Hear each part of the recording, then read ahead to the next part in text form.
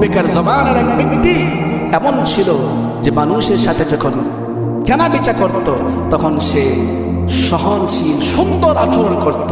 বিশেষ করে তার দোকানে যদি কোনো গরিব মিসকিন বা আর্থিক সংকটে আছে, কোনো গরিব মানুষ যখন ক্রেতা হয়ে আসতো তাহলে তার কাছে যথাসম্ভব টাকা কমিয়ে রাখত।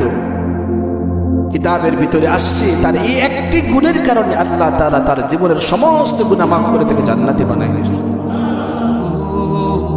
আর এখন আমাদের অবস্থা হলো এমন যে যখন দেখি যে কাস্টমারটা একটু দুর্বল বা সে কিছু বুঝে না, তখন তার কাছ থেকে একবারে গলা টিপে টাকা না।